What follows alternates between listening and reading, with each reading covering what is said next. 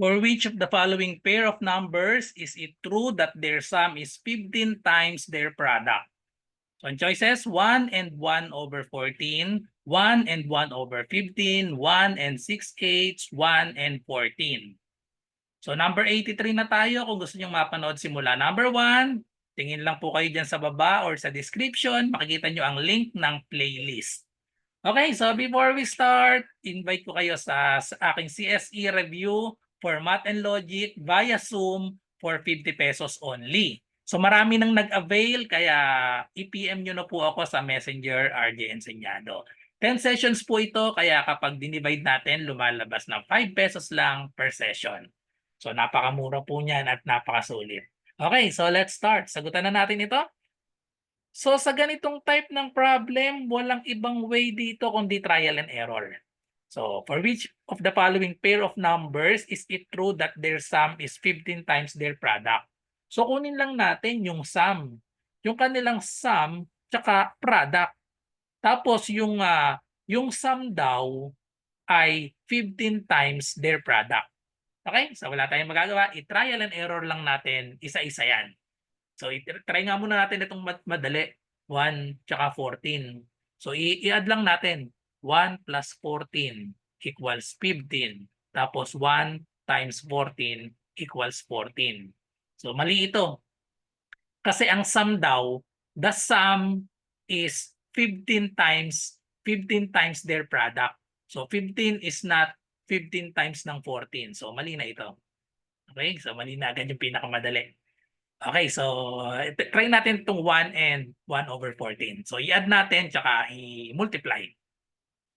1 plus 1 over 14 tapos 1 times 1 over 14. So ano ang kanilang, dito muna tayo sa product, mas madali. 1 times 1 over 14, syempre ganun pa rin, 1 over 14. Yung sum naman, itong 1, papalitan lang natin ito ng same denominator sa 14.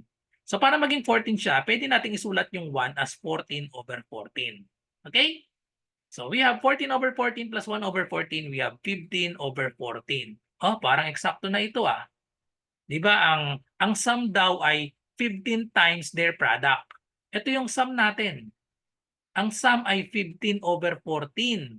Equal siya sa 15 times ng product. Ang product natin ay 1 over 14. So di ba eksakto siya?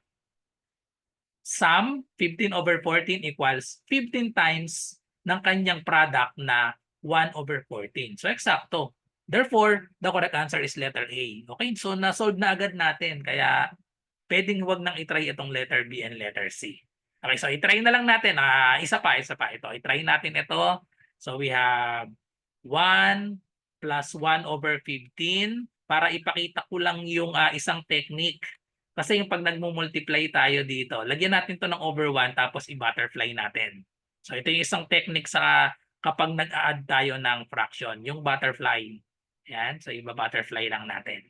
Yung kanina, ginawa ko lang yung 1, pinalitan ko ng 14 over 14 para similar. So same dito, itong 15, itong 1 pwedeng gawing 15 over 15. Or kapag nag-butterfly tayo, 1 times 15, we have 15 plus 1 times 1 is 1 over the product. 1 times 15 is 15. So therefore, the answer is 16 over 15. Ang product naman natin ay 1 over 15.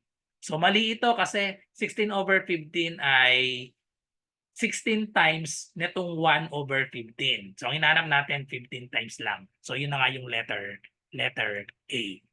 Okay, so that's all. So thank you for watching. I hope may natutunan kayo sa video na ito. At kung may math question kayo ay i-comment nyo lang or i-PM nyo ako sa aking messenger, RJ Enseñado. So good luck sa lahat na nagre-review. Bye-bye and God bless.